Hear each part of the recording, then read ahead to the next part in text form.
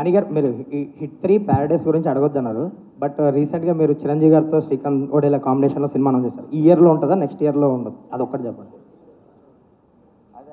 Next year అండి నానిగారు. అంటే జై భీమ్ లాంటి ఒక సినిమా సూర్య గారు చేయడం వల్ల ఆ సబ్జెక్ట్ కావచ్చు అదంతా కూడా ఒక ఎలివేట్ అయిపోయింది. సో అఫ్కోర్స్ ఇప్పుడు దర్శి చేసినా కూడా ఆ కథ అనుగుణంగా దర్శిని ఎంచుకున్నారు.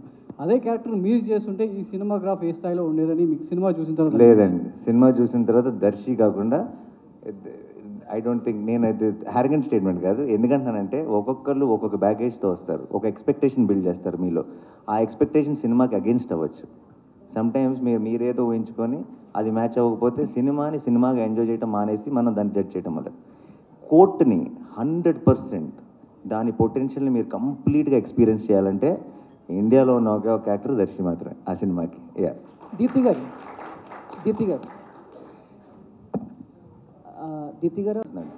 నిజం చెప్పాలంటే సినిమా నేను చూశాను కాబట్టి చెప్తున్నాను. నిజంగానే ఈ సినిమాకి వీళ్ళు హీరో అని చెప్పడం చాలా కష్టం. Obviously Darshi will be the face of the film undoubtedly. But మీరు సినిమాకి వెళ్ళి తిరిగి వచ్చేటప్పుడు ఇంకో హీరో వచ్చాడు ఇండస్ట్రీకి అన్న ఫీలింగ్తోనే వస్తారు డెఫినెట్గా. నానిగారు హాయ్ సార్, నేను వెంకట్ ఎన్టీవీ సార్. పోక్సో అంటే ఇది మైనర్లకు సంబంధించినటువంటి కరెక్ట్. సో అంటే ఇది ఇద్దరు మైనర్ల లవ్ స్టోరీ లాగా ఉంటుందా వాళ్ళిద్దరిది? లేదండి. సో దాంట్లో చాలా ఆబ్వియస్లీ అంత సెన్సిటివ్ మ్యాటర్ అయినప్పుడు చాలా జాగ్రత్తలు తీసుకోవాలి. ఒక్క చిన్న ఒత్తు పొల్లు కూడా పక్కకి వెళ్ళకూడదు. ఎందుకంటే అలాంటి టాపిక్ ఇది. ఆ టాపిక్ మీద జగదీష్ చేసిన రీసెర్చ్ కానీ తను ఎత్తుకున్న ఐడియా కానీ ఒకటి మాత్రం చెప్పగలను. నేను ఎప్పుడైనా ఇంతకుముందు మీరు ప్రెస్ మీట్లో కానీ ఎక్కడైనా సరే నేను కాన్ఫిడెంట్గా నేను ఒక మాట చెప్పినప్పుడు నేను ఎప్పుడైనా మీకు నాని ఎలా చెప్పాడు కానీ ఇది అసలు కంప్లీట్గా ఆపోజిట్గా ఉందని మీకు ఎప్పుడు అనిపించలేదని నేను నమ్ముతున్నాను. అదే నమ్మకంతో ఈరోజు మీకు ఒక మాట ఇస్తున్నాను.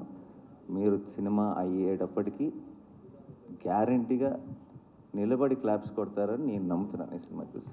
సో సార్ అంటే ఇప్పుడు న్యాయదేవతకి కళ్ళ గంతలు కట్టారు. యాక్చువల్లీ సుప్రీంకోర్టు న్యాయదేవ కళ్ళ గంతలు తీసేసింది, మళ్ళీ మీరు ఈ సినిమాలో పెట్టారు. ఏంటి దానికి రీజన్ ఏంటి? Because of the time frame అండి. ఇది కథ 2013లో జరుగుతుంది. 13 టైం లైన్. సో మిమ్మల్ని ఇప్పటి నుంచి ఆ మూడ్లో పెడుతున్నాం. ప్రియదర్శి గారు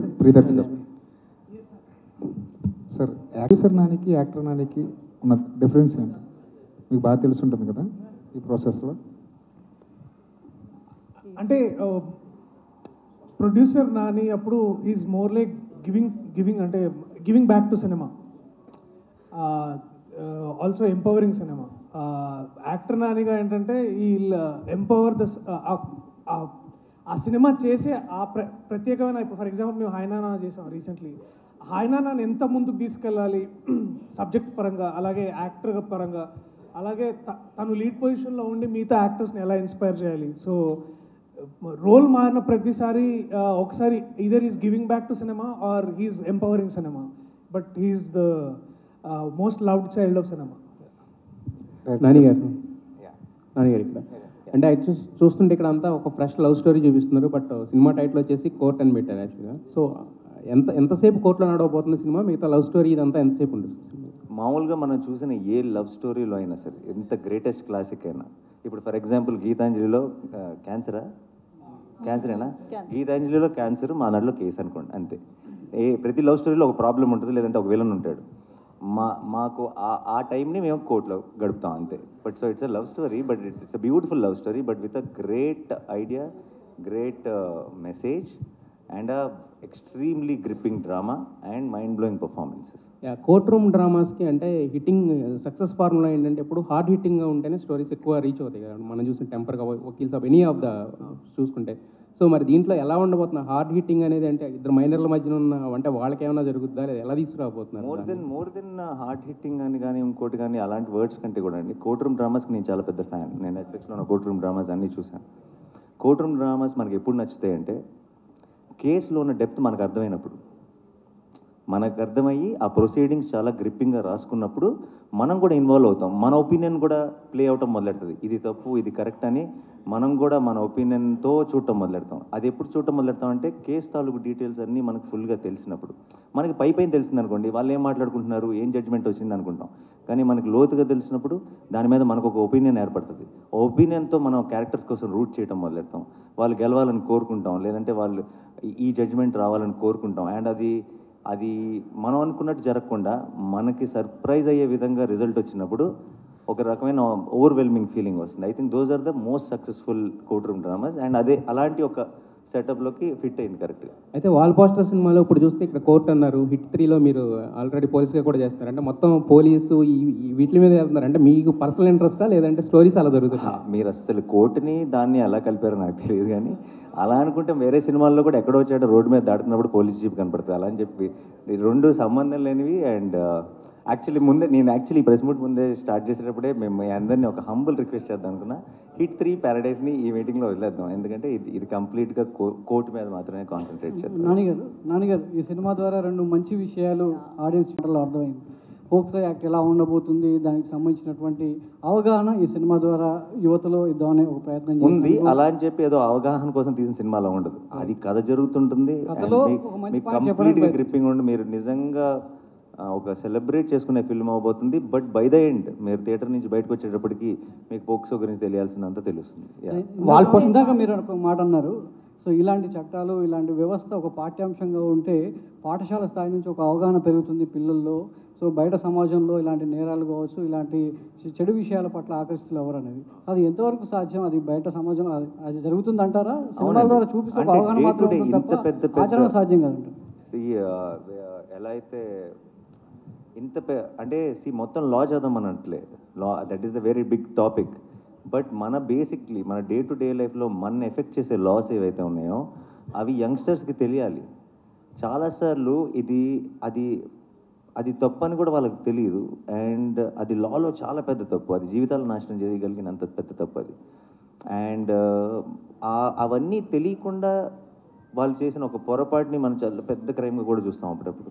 సో ఇది ఒక్కటే కాదు, I think more and more details about మేము దేని గురించి డీల్ చేస్తున్నాం, ఎలాంటి కేసుని టేకప్ చేసాం ఈ సినిమాలో ఏంటన్నది మీకు రేపు థియేట్రికల్ ట్రైలర్ వస్తుంది ఒక 10 daysలో. అప్పుడు మీకు ఇంకా మచ్ మోర్ క్లారిటీ వస్తుంది. ప్రస్తుతానికి మాత్రం ఆ లవ్ సాంగ్ రిలీజ్ చేసాం కాబట్టి లవ్ స్టోరీ మీద మాత్రమే ఫోకస్ చేస్తున్నాం. But as we go to the release we will have much more details about this. And ఈ సినిమాకి we are planning to have a special red carpet for everyone, for the industry, for the media, for everyone. ఎందుకంటే ఇలాంటి cinema I think చేతిలో ఉన్నప్పుడు మనకి ఆ release రోజు ఎలా ఉంటుంది, మార్నింగ్ షో ఇలా కాదు, ఇంత గొప్ప సినిమా ఉంది అన్న ఒక చిన్న కాన్ఫిడెన్స్తో అందరికీ చూపించాలని కోరుకుంటుందిగా. సో డెఫినెట్గా మీ అందరికీ రిలీజ్ కంటే ముందే ఈ సినిమాని చూపిస్తాం. తీసుకున్నా ఇదే దీనికి సంబంధించిందే. సో అట్లాంటి ఇన్సిడెంట్లు ఏమైనా పెట్టారా ఇందులో? ఏమన్నా ఓన్లీ మైనర్స్ బేస్డ్గా వెళ్తుందా? అసలు దానికి వీటికి ఏ సంబంధం లేదండి. ఇది complete different setup, different situation, different thing. And మీకు త్వరలో ఎనీవే మీకు ఒకసారి థియేట్రికల్ ట్రైలర్ మీరు చూసేసిన తర్వాత అసలు ఇలాంటి క్వశ్చన్ కూడా రాదు, రైజ్ అవ్వదు, మీకు క్లారిటీ వచ్చేస్తుంది. అలాంటి అయితే మైనర్స్కి మద్దతుగా ఉంటుందా మీ సినిమా? అంటే మైనర్స్ లవ్ స్టోరీ, వాళ్ళు ఏజ్ ఇవన్నీ అదే like I said much more details will be revealed later. POCSO related details అన్ని తర్వాత చాలా డీటెయిల్గా మాట్లాడుకుంటాం. ఎందుకంటే లీగల్గా తర్వాత ఇష్యూస్ వచ్చే అవకాశం కూడా ఉంది. లేదండి, దానికంతా మా సెన్సార్ అనే ఒకటి ఉంది, వాళ్ళకి అన్ని క్లారిఫై చేసుకొని అన్ని ఎఫిడవిట్లు పెట్టే క్లారిఫై చేసుకొని సినిమా చేస్తున్నాం. సో మీరు ప్రాబ్లం క్రియేట్ చేస్తే తప్పితే లీగల్గా ప్రాబ్లం వచ్చే ఛాన్స్ లేదు. మీకు ఆగంగారు అవసరం లేదు. అయితే మీరు ఒక స్టార్ హీరో, మరి మూవీకి బడ్జెట్ కూడా అదే స్టార్డమ్లో పెట్టారు. ఓకేనా మీకు క్వశ్చన్? ఎంత అవసరమో అంత పెట్టారు. ఏ సినిమాకి what is important is what is the concept, what is the setup, who are the performer. ఈ సినిమాకి ఏం అవసరం అన్నది అంతే. ఒక్కొక్క సినిమాకి ఒక్కొక్క సెటప్ అండి, అంతే. సో ఇట్ డజంట్ ఈ కథని నేను ఎలా చూసానో ఈ కథకి ఏం కావాలో అన్నీ ఇచ్చామా జగదీష్? అఫ్కోర్స్. ఇది మీరు నన్ను అడిగితే బాగుండేది. మీరైనా చెప్పచ్చు. అంటే ఇంత ఖర్చు పెడితే తిరిగి వస్తాయా అని ఆలోచించకుండా ఖర్చు పెట్టారండి. ఇది మాత్రం షూర్ షాట్. అసలు ఏదైనా ఒకటి అడిగితే జగదీష్ ఎందుకు ఇది అవసరమా, ఇది ఇలా ఇంకో ఆల్టర్నేట్ థాట్ ఉంది కదా, ఇలా అయినా ప్లాన్ చేద్దాం, అసలు ఇలాంటి మాటలే రాలేదు. What was asked was there. నాకు in one word if I have to say, నాకు ఫర్ కోర్ట్ గురించి నాకు ఇంతకుముందు నేను కొన్ని ఫిల్మ్స్ ప్రొడ్యూస్ చేశాను. ఇంతకుముందు ప్రొడ్యూస్ చేసిన ఫిల్మ్స్ రిలీజ్ ముందు నాకున్న ఫీలింగ్ ఏంటంటే ఇది అందరూ చూసి నచ్చితే మనం గెలుస్తాం అన్న ఫీలింగ్ ఉండింది. నాకు కోట్ చూసిన తర్వాత నాకున్న ఫీలింగ్ ఇది అందరూ చూసి నచ్చితే ఆడియన్స్ గెలుస్తారనిపిస్తుంది.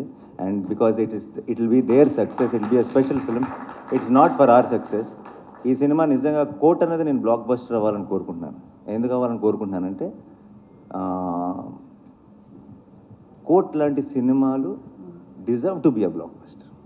అంటే ఇలాంటి సినిమా ఈ ఇండస్ట్రీలో బ్లాక్ బస్టర్ అయిందంటారా అంటే మనందరం యాజ్ ఇండస్ట్రీ, యాజ్ ఆడియన్స్ ఒక అడుగు ముందుకేసినట్టే లెక్క. ప్రియదర్శి గారు అయితే చేయలేకపోతున్నాను, దాని మీద బాగా ఇంటెన్స్ ఉంది అని చెప్పి, అయితే మీకు ఈ కథ విన్నప్పుడు నేను ఎందుకు మైనర్గా ఉన్నప్పుడు ఈ స్టోరీ రాలేదనిపించిందా?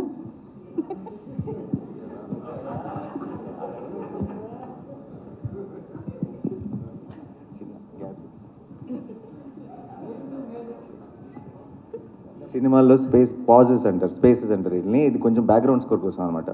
సో మీరు కూడా ఏమైనా వేయండి. అంటే ఐ థింక్ నాకే ఓకే నాకు నేను ఎటో అట్లా నేనేదో ఏదో అంటే ఫియర్ ఆఫ్ మిస్సింగ్ అవుట్ అనే అట్లాంటిది ఏం లేదండి. నాకు ఇందాక నాని అన్న చెప్పినట్టు నాకు కూడా కోర్ట్ రూమ్ డ్రామాస్ అంటే చాలా చాలా ఇష్టం. అంతేకాకుండా నాకు లా అనే ప్రొఫెషన్ మీద కూడా ఒక ప్రత్యేకమైన అభిమానం. అండ్ ఇవన్నీ జరుగుతున్నప్పుడు మరి నాకేమనిపిస్తుంది అంటే ఎప్పటి నుంచో this is a very important story to be told. ఇందాక అంటే చెప్తున్నా అంటే ఇదేదో దీనివల్ల సమాజాన్ని మార్చాలి లేకపోతే అందరికీ అవగాహన ఇవ్వాలనే అదొక definitely that's a noble aspect. ఇదొక అంటే సినిమా ప్రేరేపిస్తుంది మనల్ని, ఈ సినిమా ఒక ఇన్స్పైరింగ్ స్టోరీ అవుతుందని నాకు అనిపించింది మనోడు చెప్పినప్పుడు. సో ఇవన్నీ ఇట్లాంటి చాలా ఎలిమెంట్స్ కలిసాయి. సో బట్ ఈ మైనర్ క్యారెక్టర్ చేయాలా చేయకూడదు అనేది పక్కన పెడితే అంటే నాకు డెఫినెట్లీ ఈ కథకి ఆ క్యారెక్టర్ చేయడానికి వాళ్ళే కరెక్ట్, ఎస్పెషలీ రోషనే కరెక్ట్, నేను కరెక్ట్ కాదు. ఆ కరెక్ట్ అయినా కూడా నేను డెఫినెట్లీ సూర్యతేజ అనే క్యారెక్టర్ చూస్ చేసేవాడినేమో. బట్ ఆ వయసులో ఉన్నప్పుడు నేను ఇంకా కాలేజ్లో ఉన్నాను. సో అది ఎప్పుడో క్రీస్తుపురం అది. నువ్వు నేను నానిగారు హాయ్. నానిగారు ఇక్కడ హాయ్ హాయ్ సార్. బోన్లో న్యాయదేవతను నుంచోబెట్టారు. ఇది న్యాయ వ్యవస్థ పైన ఏమైనా సెటైరా, సజెషన్స్ ఏమైనా ఇస్తున్నారా, ఎట్లా? No, it's not a satire or anything, and nothing to do with it. It's just now justice is under trial అన్న ఒక స్టేట్మెంట్కి ఒక విజువల్ రిప్రజెంటేషన్ అంతే. జగదీష్ గారు సెక్షన్లో ఏమి అట్రాక్ట్ చేయలేదండి, స్క్రిప్ట్ బాగా అట్రాక్ట్ చేసింది. And I genuinely believed in the emotion of course me court లాంగ్వేజ్లో మాట్లాడాను అంతే. అది అంటున్నారా? అది అయితే అది మనోడు ఆన్సర్ ఇవ్వాలి. సెక్షన్ల గురించి మాట్లాడాలి. నేను ఇంకా నా కెరీర్లో లాయర్ రోల్ ప్లే చేయలేదు. సెక్షన్ 11 అంట చాలా అట్రాక్ట్ చేసిందంట. ఓకే. అండ్ సో మీకు ఒక డిఫరెంట్ సినిమానో, ఒక కొత్త సినిమానో, ఒక మంచి సినిమానో అంటారు అలా ఒక సపరేట్గా ఉండదండి. సినిమా చూసినంతసేపు చాలా మెయిన్ స్ట్రీమ్ సినిమా అనిపిస్తుంది. మీకు అన్ని జనరల్గా ఒక కమర్షియల్ సినిమాలో మీరు ఫీల్ అయ్యే ఎమోషన్స్ అన్నీ సినిమాలో టాప్ టు బాటమ్ ఫాలో అవుతాయి. అంటే ఒక ట్రాఫిక్ రూల్సే ఫాలో అవ్వరు చెప్పాలంటే, రూల్స్ ఏది ఫాలో అయ్యే పరిస్థితి లేదు యూత్. అలాంటిది చట్టం మీద అవగాహన ఉండాలంటే సంథింగ్ షుగర్ కోటెడ్గానే మీరు సినిమా తీసి ఉండాలి. సో అలాగే ఉంటుందా ఎట్లా? లేదండి, షుగర్ కోటెడ్గా తీయాల్సిన అవసరం లేదు. షుగర్ కోటెడ్గా ఎప్పుడు తీయాలంటే ఈ నిజాన్ని ఇలా చెప్పలేము మనం అని మనకు ఆ ఫీలింగ్ ఉన్నప్పుడు కరెక్ట్గా రీసెర్చ్ చేసి ఆ నిజాన్ని నిజంలాగా మనం when we put it across, that is very much effective. And దాన్ని షుగర్ కోట్ చేయాల్సిన అవసరం కూడా లేదు. మనకి సగం డీటెయిల్స్ తెలియకుండా హాఫ్ హోంవర్క్ చేసి మనం ఎప్పుడైనా సినిమా చేస్తున్నప్పుడు దాన్ని షుగర్ కోట్ చేయడానికి ట్రై చేస్తాం. ఎందుకంటే మొత్తం ఎవరైనా ఏదైనా అడిగితే ఏదైనా అంటారేమో, మన పూర్తి రీసెర్చ్ లేదని ఒక చిన్న భయంతో. మనం కంప్లీట్గా క్లారిటీ ఉన్నప్పుడు I don't think we need to sugar. అంటే మీరు అసిస్టెంట్ డైరెక్టర్గా చేశారు, డైరెక్షన్ ఇప్పుడు చేసే ఇంట్రెస్ట్ కూడా లేదు, బట్ ప్రొడ్యూసర్గా మీరు అనుకున్న లక్ష్యం నెరవేరుతుంది అనుకోవచ్చు. అంతే అండి, 100%. ఇంకా court will prove it again. Why నేను ప్రొడ్యూసర్ని అసలు I'm extremely busy with my own films. నేను ఎందుకు ప్రొడ్యూస్ చేస్తున్నాను అండ్ అది కూడా జనరల్గా మనీ మేకింగ్గానో ఇంకోటి ఊరికే కాంబినేషన్ సెట్ చేయడం అలా కాకుండా ఎప్పుడో నచ్చినప్పుడు మాత్రమే చేస్తున్నాను. అది ఎందుకు చేస్తున్నాను అంటానికి మీకు ఇంతకుముందు ఐ థింక్ ఉన్నాయి ప్రూఫ్స్ అండ్ మీకు మళ్ళీ ఈ మార్చ్ 14th మీకు ఇంకోసారి మళ్ళీ క్లారిటీ వస్తుంది the kind of films I want to do. Nani గారు